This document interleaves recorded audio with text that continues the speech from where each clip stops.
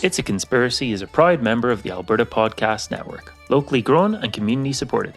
For other fun programming, check out albertapodcastnetwork.com, where you can find shows like I Have Some Notes. Shenanigans?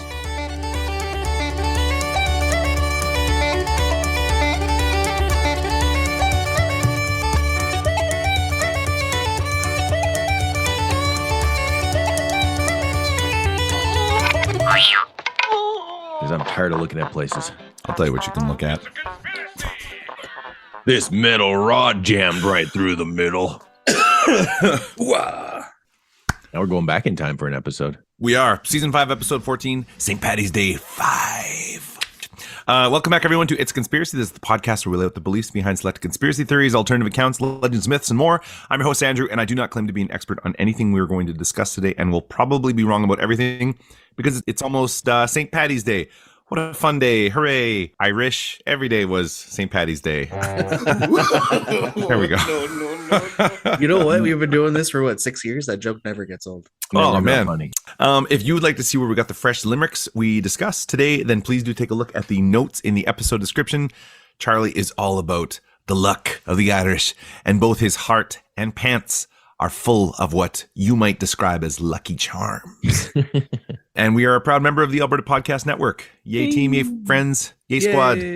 Yeah, yay Alberta, yay podcast. You can check us out at itsconspiracypodcast.com. Our Twitter at Is It A Conspiracy? That's run by the social media influencer, The Irish Madman.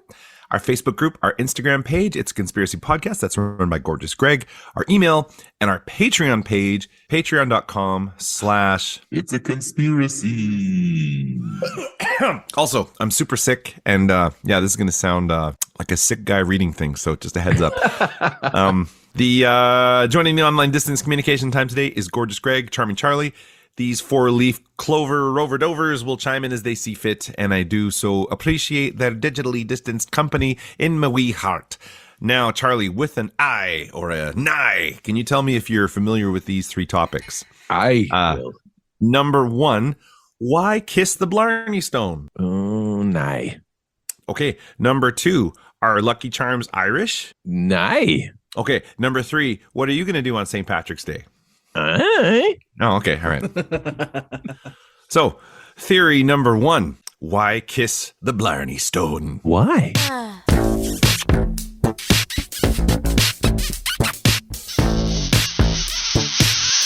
Now, you guys have heard of the kiss me, I'm Irish biz. Mm-hmm. But what about the kiss this giant rock biz? That's kind of a strange thing, right? You guys have heard of the Blarney Stone before? Blarney. I have, and I'm actually, now that you mentioned it, I really am curious how many people have actually kissed it. Lots. Ooh, yeah. Kissed too and many other for Andrew's liking. Oh, for sure. Yeah, I'm not, these lips aren't going anywhere near that guy. That's like sharing a microphone with a cowboy. It is said that if you smooch the Blarney Stone, you'll gain the orator skills and the eloquence needed to be a leader. The magic stone is set in Blarney Castle, constructed in 1446 by Dermot McCarthy. What an amazing name that is. Mm-hmm. And he was the king of Munster. So Munster is a place. It's not just a scary family. It's a place in Ireland. So this was on the site of a demolished 13th century castle by the previous king. Now, why? So why is this rock so important? Why? One popular theory is that none other than the Knights Templar brought it back from the Crusades. They're like, here's a giant rock. Why don't you start kissing it right here in front of everybody? Like, hey, you know what looks pretty good? You know what looking good in my living room? This giant rock. Let's just take it, throw it on the ship, and take it back with us. Just kiss it for me while I watch. No problem. Another theory claims that it's forged from the same stones as Stonehenge. That's where the demons dwell. Stonehenge, where the demons dwell. And a third theory suggests it's related to the stone of Scone, is how I was always raised to say it. But there are people that will say stone of Scone. The stone is scone? Yeah. Yeah. Now, Greg, I think they got that backwards. as a kitchenman, Yes. how do we say scone or scone? I believe the place is scone, but the food is scone. Really? Yeah. Yeah. Butter scones with tea? I'll have a scone, please. A buttered scone. I think it just depends on how pretentious you want to be. It sounds really knobby to say scone, but I think that's how it's supposed to be. But yeah, give me a scone. To be honest, I wouldn't eat one. So like, You wouldn't eat oh, okay. Scone don't, or don't no? even don't even say it, you pretentious mother. Ooh, I'm just kidding. You've scone too far. Now, so the theory here is that it's related to the Stone of Destiny, which was used for centuries in the coronation ceremonies for Scottish and English kings. And this is my personal favorite theory here. This is the last theory here is that the stone was a gift from Robert the Bruce to Cormac McCarthy, another king of Munster, after they defeated the English at Bannockburn in 1314. So that was that previous castle that got smashed up. In 2014, however, geologists from the University of Glasgow shed some light on the Blarney Stone's heritage, where they concluded that the famous rock isn't from Scotland, but instead it is from about a 330 million year old limestone deposit in the south of Ireland. A lot of people have been wondering what the word Blarney is, because usually it's used in it's kind of a slang word for like, man, that's a bunch of silliness. That's a bunch of bullpucky. So the word Blarney, meaning skillful flattery or nonsense, this supposedly came into use following an incident involving the head of the McCarthy family and the OG Queen Elizabeth I. She was the ruler in England and Ireland from 1558 to 1603. She sent the Earl of Leicester to seize Blarney Castle, and the talkative McCarthy managed to keep stalling him. So that was the King of Munster. The Queen was all annoyed about this. She's like, I don't like how this has gone, and it sounds like the reports are full of Blarney. So she was like dropping the 13th century version of F-bombs, including Blarney. Yeah, a bit of a potty mouth on Queen Liz I. Today, people travel from around the globe to give the Blarney Stone a kiss, which apparently you have to do it. You like lean backwards and hold onto the railing with two hands. Notably, Winston Churchill was like a big proponent of this whole thing, and he would visit quite often. And he was quite the orator and had quite the eloquence, and was the British Prime Minister through World War II. And they were like, maybe that was his secret. Just like making out with rocks. Yeah. A number of locals have taken to the habit of Peeing? Just in some kind of just leaving excrement of some sort on the stone. So a lot of locals are like, don't touch it or kiss it. But if you want to go, just be safe. That's what you do. And you don't have to actually kiss it, but you can go look at it. Yeah. Lick the stone. That's what I'm talking about. I personally, I think it sounds amazing to visit, but I don't know if I would. Just give it. But I want to be an orator. You know what I mean? So yeah. Anyways, we're on opinion time, so let's hold on to those. Jeez, holy. Yeah, we've really been lacking. Discipline, gentlemen. We need the discipline. That's right. Chop, chop. Now that is going to take us to what are we? What are we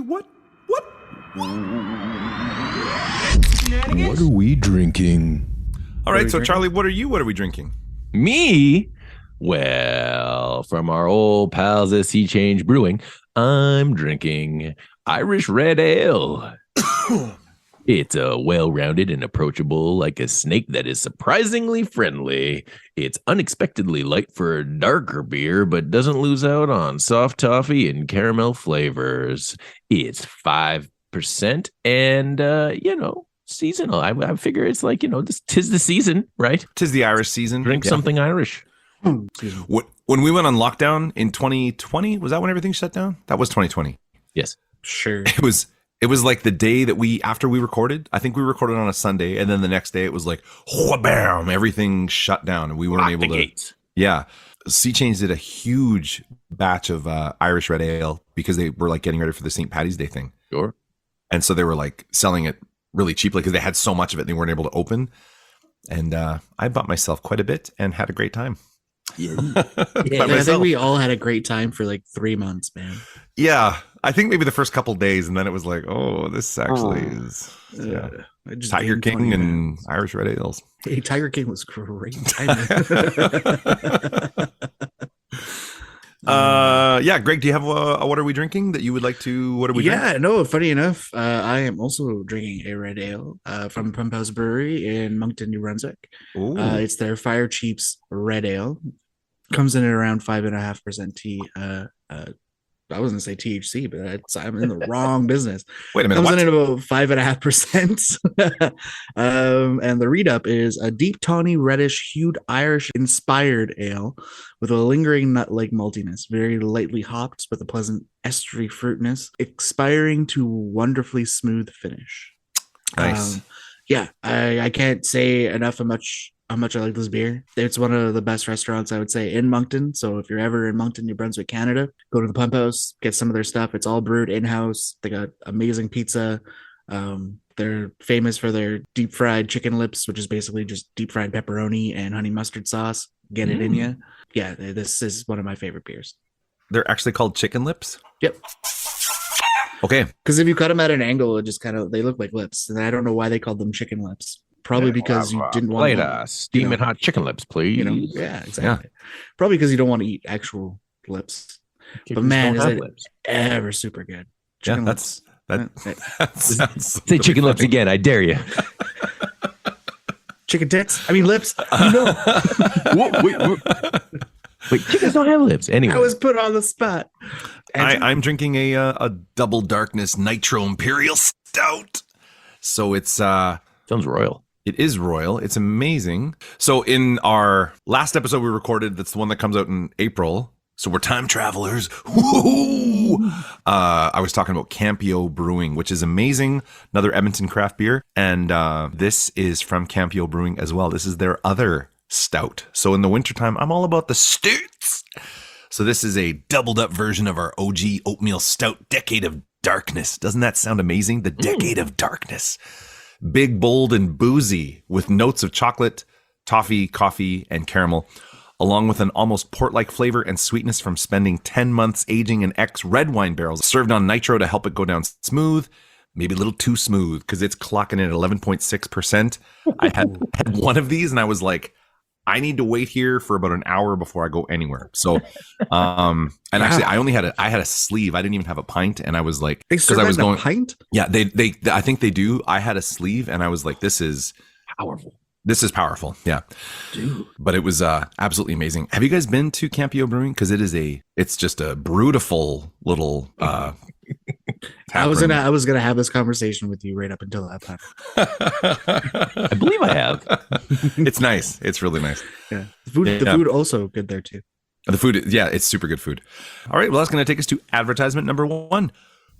Shenanigans? This episode of It's a Conspiracy is brought to you by the Well Endowed podcast from the Edmonton Community Foundation. The Edmonton Community Foundation helps people create endowment funds. The podcast tells the stories of how those endowments intersect with the community. Subscribe at thewellendowedpodcast.com. Subject number 2, our Lucky Charms Irish. You shall not pass! So in our first season, way back in the olden times, do you guys remember the first season? We were young and full of hope and just friendly, and yeah, it was good times. So many less wrinkles. Yeah, I know. We were like a bunch of smooth pumpkins back then. In our first season, we had Aidan O'Donnell tell us that pretty much everything that is associated with St. Paddy's Day is from somewhere other than Ireland. So they're not kissing or pinching each other. They're not like, oh, you better drape yourself in green the whole day. And St. Patrick was actually blue. They're certainly not drinking green beer. There are no female leprechauns. I don't remember if you guys remember that part or not, but there's no female leprechauns in Ireland. They're all males. Right. So, yeah. And he actually mentioned this like 2 or 3 times ago when I was talking to him, that if you go to Ireland and order a black and tan, then you might end up getting like a bottle just cracked over your skull. So a black and tan can be a mixture of 2 beers, depending on which part of Ireland you might be in. If you're in the north, you probably get a Guinness and harp mixture, so 50% harp at the bottom, which is like a nice light pale lager, and then Guinness layered on top of it, so you do get the classic black and then pale kind of colour, like black and tan. If you're down south, though, you might get a different variety of a black and tan. It would still be Guinness, but you would probably get something like Smithwick's or maybe even Bass, which is like an amber pale ale. And those two beers, like Smithwick's and Bass, are more of an amber reddish kind of a colour, which doesn't really aesthetically relate to the black and tan title very well, but the flavour is really, really good. So the Smithwick's and a Guinness is quite common to be ordered in terms of a 50-50 split. However, people wouldn't call the drink black and tan very often, obviously for historical reasons and what the black and tans stood for in terms of their the 1920s Irish War of Independence. So you might go into a bar and ask for a half and half, and depending on which part of Ireland you're in, you would get a half and half with probably Smithwick's and Guinness or Harp and Guinness typically. But Black Velvet is usually champagne with Guinness, and that is very, very rarely seen in modern Irish pubs. It's maybe in a kind of a cocktail bar you might see it, but like in a normal traditional Irish pub setting, you wouldn't see people ordering a Black Velvet. The other mixture beer with Guinness would be a Crown Float, which is half cider, typically Strongbow or Magners, and then Guinness. But again, it's not a drink you would see. It's probably more seen in like North America, maybe the UK, but in Ireland, it's not really a drink that you would see ordered very often. In fact, my first experience working in a bar here in Canada, I was asked to make a Crown Float by this guy, and I had served one or two beforehand, so I kind of knew what he was asking for. And once he found out I was Irish, he asked me if I knew how to make one, and I said, yeah, I do. I've made a few before. And he goes, the only reason I'm asking is that I was just in Ireland a few weeks ago, and he asked for a Crown Float in a pub in, I think it was Drogheda, just north of Dublin. And he said the whole bar, like the small little rural bar, just the whole place just stood still and turned around and just stared at him like he was an alien asking for this mixture of cider and Guinness. I don't know if it has anything to do with Crown being in the title of the name of the beer, but that is essentially a little quick rundown on those beers. Yeah, thanks for having me. Chat to you soon. Go ahead and order it here if you want to, but don't think that that's like a traditional Irish thing. However, perhaps the most egregious offender is the year-round Lucky Charms blather. So sometimes you see this, people will be like announcing their tour of Ireland, like I'm off to Ireland, and they've got like a bowl of Lucky Charms and they're pouring Guinness in it like it's milk and just having What? Wow, that's half accurate. Because you could order a bowl of Guinness. You can't do that either. I'm just joking. But this cereal, aka the sugar mush that cuts up my mouth, is from the American conglomerate General Mills, and is actually one of the best-selling breakfast products in the U.S. and Canada. Are you guys Lucky Charms mins? Nope. Fans? Nope. Nope. Nope. Nope. Yeah. Nope. Nope. Nope. Give me Fruit Loops. Okay. Yeah, but it's Reese's sugary. Pieces. You both have had Lucky Charms at some point in the past? Yes, sir. Nope. Okay. You've never had a bowl of Lucky Charms, Greg? Never. Well, Mr. High and Mighty. You haven't lived, sir. I know. I'm sure I stop can easily recording and go fix get this Greg a bowl this huge of Irish problem that dip. that's what I've been missing in my life. No wonder I have crippling debt and dying depression. It's the Lucky Get yourself a bowl of Lucky Charms. I'm just kidding. So, Continue. this debuted in 1964, and it touches on vague generalized stereotypes about Irish people. So, for example, the logo is a leprechaun draped in four-leaf clover regalia, and some of the marshmallow bits in the cereal consist of icons like clovers, horseshoes, and little leprechaun hats. And blue moons. That's right, blue moons and stars. Rainbows. Actual mascot of the cereal, Lucky the Leprechaun, was originally voiced by a famous radio celebrity by the name of Arthur Anderson. He was an American, raised in New York, was not Irish. He sort of has what another Irish guy on our podcast here, John, that we interviewed at Finn and McCool's. Do you guys remember that? That was another one that we did, maybe second season. So what he referred to as a diddly, like diddly eye kind of Irish. He's like, yeah, like the Lucky the Leprechaun had what they call a diddly accent, and it's really, really questionable and kind of like a stereotype. It would be like, oh, I think Italian people sound like Super Mario when they talk. And of course they don't. It's me, Mario. So, however, this guy is the icon of it, and clearly there's something going on with the sales that make it successful. If you want to get a real Irish breakfast, so this is going to make you guys hungry. I hope you are about to eat, because and not like keep off your hands, don't chew your nails. Here we go. Bacon slices. Yes, please. In Ireland, these are called rashers. This is not your, like what we think of as bacon. This is kind of like those like really thick pieces of back bacon. Sausages. These are those little tiny guys. Irish sausages are usually made with pork. The higher meat content, the tastier the sausages. And these are actually called bangers in Ireland. So if you're like, give me some bangers right now, that's what you're gonna get in my mouth. Yeah, fried eggs. So you're not gonna get like poached or scrambled.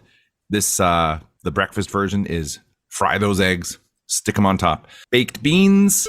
This is odd. I think I can safely say, generally speaking, Canadians typically don't have beans at breakfast. That's bull. Yeah. Get them beans on there. I love a good beans with breakfast. I can literally pull out like 4 cans of beans right now. I do too. But do you guys think if like, I'm done here. for example, if you went to a place and you had like a typical breakfast kind of thing where it was like bacon and eggs, no, beans, if you're going to Denny's, you're probably not getting baked beans. That's what I mean, right? So it's not like you couldn't have it or that it would be weird, but it's just not something that we would usually have on there. I wish it was more readily available. Yeah, because beans are, they're amazing. And the other one here that I love with breakfast, and I feel a little bit in the minority, again, kind of like the beans thing, is fried mushrooms. That's not mandatory, but you can definitely have yourself a big batch of fried mushrooms on your Irish breakfast. And then tomatoes, fried tomatoes in a little frying pan. That's, like I said, I'm just getting hungry just talking about this here. And then, of course, hash browns. My personal favorite part of the breakfast would be the hash browns. And you can get these in like your frozen section of any supermarket. But people have made them. I don't know if you guys have ever successfully made hash browns before. Like, I'm not just talking about like a bag that you throw in the oven or that you deep fry, but what are actually you make talking it about? your You're own. just talking about like dicing potatoes? If you dice them and then you have like cornstarch and you shape them and everything like that, like you can do it. It's not hard. Are you talking like patties? Yeah, like little hash brown patties, not like diced. You're describing it like a McDonald's hash brown. Like a McDonald's style kind of hash brown. Yeah, or like a tater tot, something like that. Never made them. Who's got the time? I know, right? Because if you get them at the grocery store, it's like they're done. The ones in Ireland, the ones that I saw anyways, were like smaller triangles, but they looked quite a bit like the McDonald's ones, but like maybe a third of the size. And you would get like 2 or 3 of those on your plate and just beautiful. Potato scones are better. Potato scone. And then of course, an absolute must for the breakfast is the black pudding, which we tried when we had Aiden over on the first season. There is also white pudding, which is made from pork fat as opposed to pork blood. And a lot of places will serve both, or you get to choose. Like I'll have white pudding. I'll have black pudding. I'll just have all of the pudding. Give me the pudding. Please. You can't eat your pudding if you don't have any meat. Can't eat your meat. Yeah. Doesn't that sound good though? That Irish breakfast? I'm starving now. Yeah. Legit. Hi starving. Actually, yeah. Hi starving. I'm Andrew. This is Greg. All right. Well, that's going to take us to advertisement number 2. Shenanigans?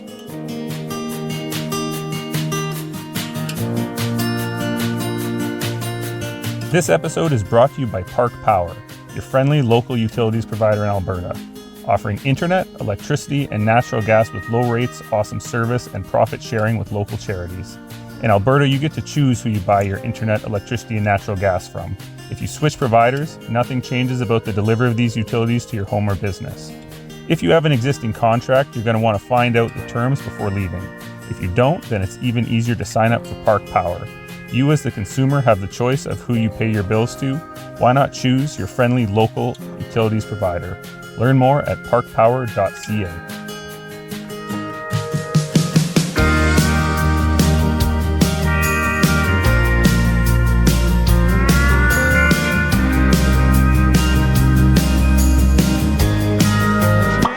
Now, in lieu of opinion time, I was just going to ask you guys, what are we going to do for St. Patty's Day this year? What are you guys thinking? Like, what's your ideal St. Patrick's Day? It's a Friday this year.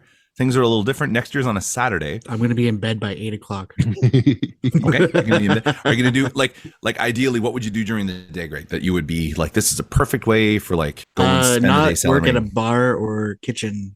Mhm. Like that's my favorite thing this year is that I am not going to be working St. Patrick's Day, where I have to deal with the nicest people when they're sober, but the worst people when they're drunk. Yeah. So, yeah, this whole I'm very anti St. Patrick's Day, and that just stems from working in bars and kitchens and everything that comes with it. Sure. it can get excessive, like because like you go in there and like by lunchtime the place is full of like rowdy drunks, and you're like, oh yeah, and like every rowdy drunk is like, oh man, I'm Irish, and I'm like, no, you're not. Good try. Everybody's Irish that day, I guess. Yeah, That's like it's just. My favorite, probably what I would like to do that day is stay home, read a nice book, maybe have another cider, maybe a red ale, and cook dinner, and then, like I said, be in bed by 8 because I'm probably 100 years old spiritually. Spiritually. All right. I'm thinking this year it is a Friday, so I'll be playing throughout the day. Ideally, mine would be like grab some lunch early before it gets crazy. Yeah. And I think I'm on the same side as you, where I'm like, I've been to enough of these things where I'm like, by 3 or 4 o'clock, I'm like, you got to be out of there because it just turns into a gong show. Sure. But like have some Guinness, maybe a little bit of whiskey, something like that. Yeah. And then like I love a place that sells a good Irish breakfast, right? Like it's hard to find in Edmonton, for in particular like the black pudding or white pudding. There are a few places you can go, but that kind of for me would be like take the family for like a nice fry up for breakfast, and then maybe hear some live music and go home before the rodeo starts. Sure. But again, spiritually and with like little kids, I'm like, we got to get out of here quick because it's going to get crazy. They're coming. It's like the well, and then even worse, it's on a Friday too this year. You just said like it's going to be it's going to be right at 10 o'clock in the morning. I won't be surprised if the city burns down. And I do love the fact that and we've talked about this before, no matter where you go in the world, there's an Irish pub somewhere. So no matter where you are, there's some kind of St. Patrick's Day celebration is going to be happening, which is fantastic. Sure. The same couldn't be said for like Canada Day or, whatever, right? Like it's just not the same, but something about St. Patrick's Day is just kind of universal. So what are you thinking, Chunks? Ooh, I really like the sound of that Irish breakfast. I want that. That's my new. That's what the goalpost is now. That is it. And if I have to make it, aside from obviously the pudding, I couldn't figure that on my own, obviously. But if I have to make it at home, that'd be great. But maybe Andy, you can share some of those local places that have such a thing with me in a text conversation. You'd really love a chub of your black pudding. Ooh. I could probably get you a chub. I can hook you up. Yeah, but it's funny. There are places here that sell white and black pudding, but it's illegal to import it because of the blood content. Remember, we talked about this, right? The lady, and she wasn't joking. She's like, it would be easier to smuggle in like a balloon full of cocaine than like a chub of black pudding. But I think that's it. That's the big mark for me would be find that breakfast, get that breakfast on. Yeah, I think that's my new goal, and do the other things that I said too. I've done the other things before, like I've drank plenty, so we'll lean into the eats. Yeah, totally. Well, maybe we should find a nice place to go for breakfast that day. Ooh. Just have a little staff breakfast. That'd be good. Anyways, I hope everyone listening, thank you so much for checking in and for swinging by. We will be back with episode 15 later on. We've got our friend Naomi joining us. We're going to talk about some music stuff, which is really fun. In the meantime, please feel free to check out our past casts and social medias at itsconspiracypodcast.com. You can subscribe, tell a friend, leave a review, order some merch, get in touch to say hello, maybe suggest a theory, submit a version of the Opinion Time jingle, whatever you want. And take care. We'll talk to you soon. Bye. See you never.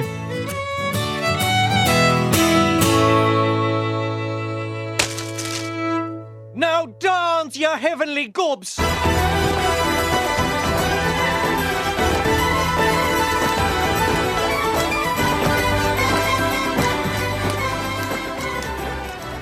Itchy runs afoul of an Irishman.